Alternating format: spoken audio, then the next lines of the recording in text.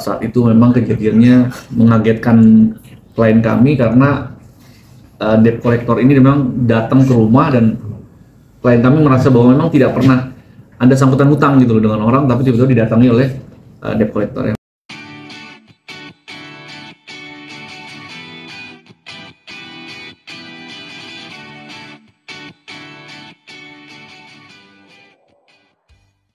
Menanggapi untuk yang video beredar, jadi benar minggu lalu sekitar tanggal 7 November ya, di hari Jumat, itu sekitar pukul 5 klien kami kedatangan 2 debt collector yang mencari satu unit kendaraan Land Rover atau Range Rover begitu ya, karena adanya tunggakan cicilan utang. Nah hal ini yang membuat klien kami cukup kaget begitu ya. Dan di situ juga ada anak-anak. Jadi memang klien langsung mengabarkan kami dan ya itu fakta yang terjadi gitu. Jadi memang ada tunggakan dari RSO untuk Land Rover tersebut. Atas nama siapa, Bang? Mungkin kita sebut inisialnya ya, RSO ya. Oh.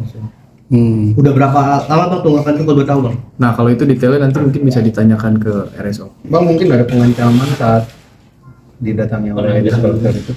Kalau untuk pengancaman sih sejauh ini tidak ada. Cuman kan begini, unit ini bukan atas nama klien kami, dan unit ini juga diperoleh di luar dari masa perkawinan begitu ya. Jadi sama sekali tidak ada kaitannya harusnya. Jadi ini bisa kita bilang debt collector ini salah sasaran, gitu loh. Ya. Apa karena alamatnya yang dituju waktu pengambilan? Kami rasa untuk alamat tidak. Untuk alamat tidak. Jadi emang mungkin ada informasi yang salah atau seperti apa ya, kami juga kurang paham.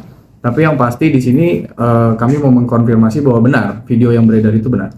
Tapi Sarwenda sendiri tahu nggak sih mobil itu sebenarnya ada? Nggak tahu, klien kami tidak tahu. Oke, saya tunjukin dulu ya videonya ya. Sorry.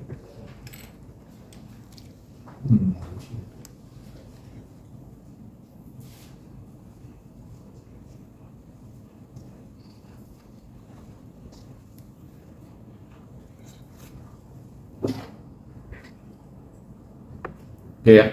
Nah jadi gini kawan-kawan, jadi kenapa sampai saya sampaikan ke teman-teman media, karena kejadian ini satu mengagetkan klien kami dan semua isi orang di rumah klien kami. Yang pertama, klien kami tidak pernah berhutang terhadap mobil yang dimaksud, dan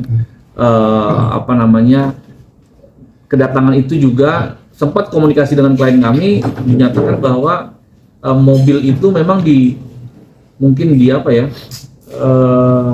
dibeli itu setelah masa pernikahannya selesai. Jadi setelah putusan cerai baru mobil itu ada. Nah mereka memang mencari mantan suami klien kami di situ. Ya. Tapi kenapa bisa sampai ke rumah itu? Informasi dari pihak debt collector yang datang bahwa katanya mobil itu ada di rumah klien kami, kaget. Nah, itu kan terjadi fitnah-fitnah juga menurut kami, dan klien kami terganggu sekali gitu. Maksudnya itu urusannya yang bersangkutan, kenapa ke kami? Nah, saya juga sudah komunikasi dengan pihak lawyernya RSO gitu ya. Saya komunikasi, saya bilang, ini gimana kok ada ini? Nah, itu mungkin nanti bisa diklarifikasi, silakan lah ya. Tapi prinsipnya kami tidak menuduhkan bahwa dia tidak bayar atau tidak ya. Yang pasti ada kedatangan debt collector. Biasanya debt collector datang kan suatu hutang yang memang sudah terlewatkan mungkin. Ya saya nggak tahu lah apakah itu miss dari pihak debt collector, bank dengan pihak yang bersangkutan. Saya tidak mau memberikan kesimpulan apapun, tetapi itu faktanya. Dan klien kami juga berpesan bahwa sepertinya ada pihak yang pengen sengaja rumah klien kami didatangi gitu, karena informasi dari debt collector mobil itu ada di tempat klien kami gitu. Bahkan sempat di video itu klien kami bilang, silahkan Pak lihat aja di rumah gitu.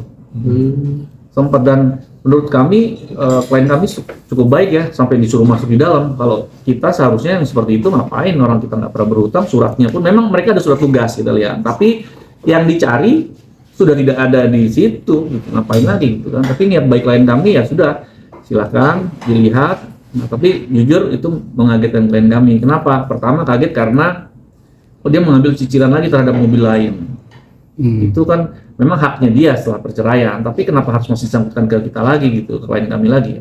Itu sudah saya konfirmasi ke pengacaranya mungkin sedang koordinasi, saya nggak tahu juga ya itu. Tapi kami keberatan dengan hal itu. Pengakuan dari Sarwenda ketika itu begitu berbicara sama abang, atas nama siapa bang mobilnya? Pinjamannya ya jadi gini, kuasa yang diberikan ke debt collector ini itu RSO untuk menagih kepada pihak yang namanya RSO. Jadi bukan ke klien kami, bukan ke Sarwenda, bukan.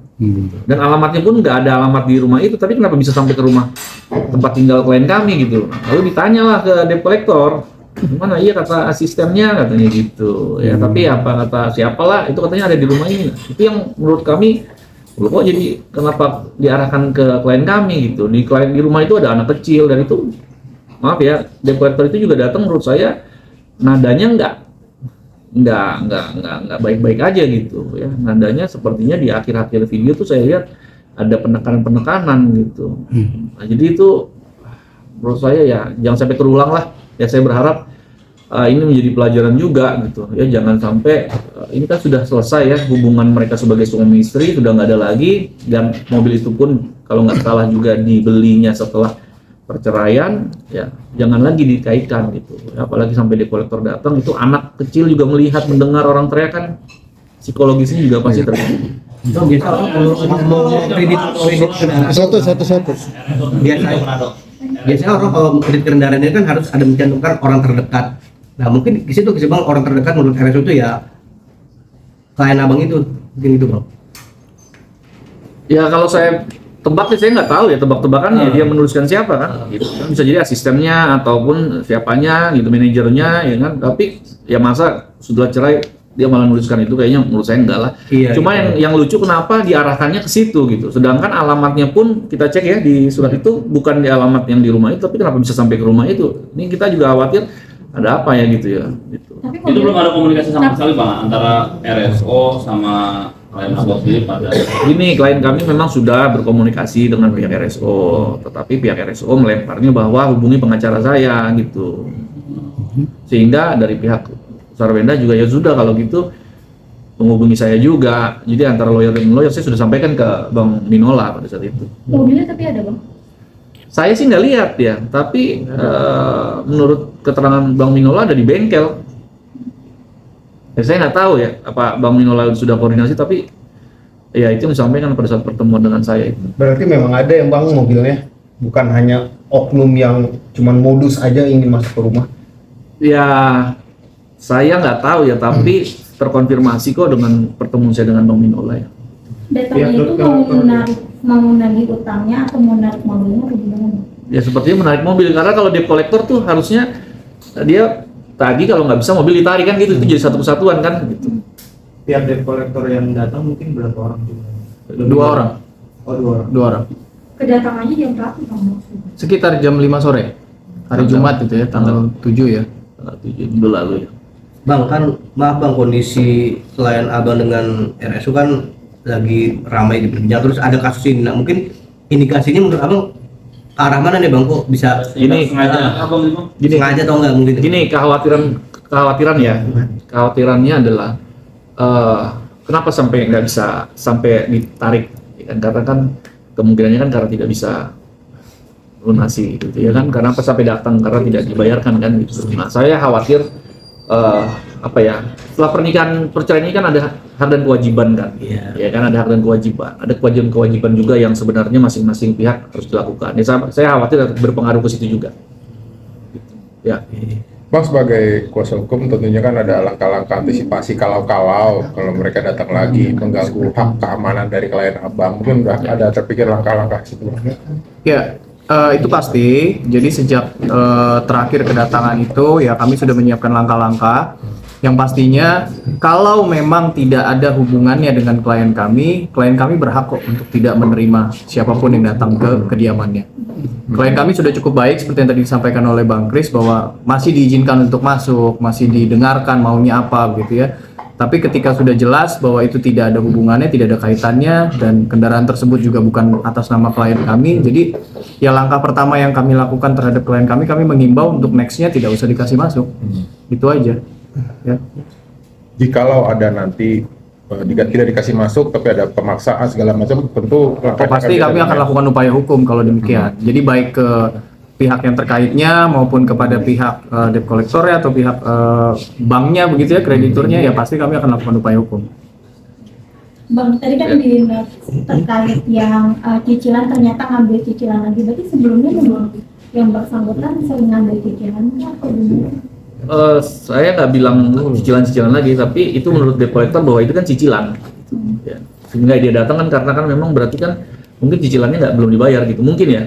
Gitu. Tapi saya nggak tahu juga apa itu miskom di dalam internal, ya itu silakan aja ntar mungkin ditanya ke yang bersangkutan. Tapi yang menjadi garis bawah di permasalahan ini adalah klien kami terganggu kenapa masih dibawa-bawa gitu ya, urusan yang sudah bukan menjadi urusan klien kami kenapa masih dibawa, itu aja ya. Dan ada pihak yang melalui informasi dari asisten sepertinya informasinya sengaja dilempar bahwa sepertinya mobil itu katanya ada di tempat klien kami gitu, makanya klien kami bahkan debt collector datang dia sampaikan lihat aja langsung itu niat baik, tapi ya video keseluruhan saya lihat debt collector di akhir itu sempat ada nada-nada keras juga, itu yang sebenarnya sangat mengganggu gitu. Untuk lain kali mungkin saya udah bilang ke klien kami untuk tidak memperbolehkan orang lain masuk lah ya, apalagi lihat aja suratnya apa yang harus masuk, bilang nggak ada orangnya kan selesai gitu.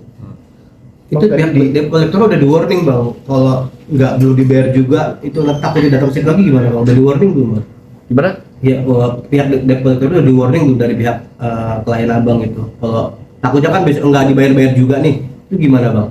Ya, datang lagi lah gitu. Gimana klien kami kan baru belum ada pengalaman ya, baru kali ini dia kedatangan debt collector kan, artinya nggak ada kepikiran lain-lain gitu. Bahkan nelfon itu setelah pulang baru telepon kita, saya bilang salah, lain kali kalau ada itu langsung telepon kita kan, kita yang ngarahin atau kita yang ngomong sama debt collectornya gitu. Nah, tapi untuk pengalaman lain kali memang kalau memang nggak harus sampai masuk ke dalam rumah gitu bang.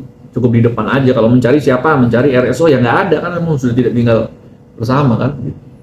Kita kan tahu bang, debt collector itu kan kalau udah nyari barang pasti kan terus-terusan tuh bang. Nah mungkin ada langkah hukum nanti bang, mungkin kalau memang terus seperti itu.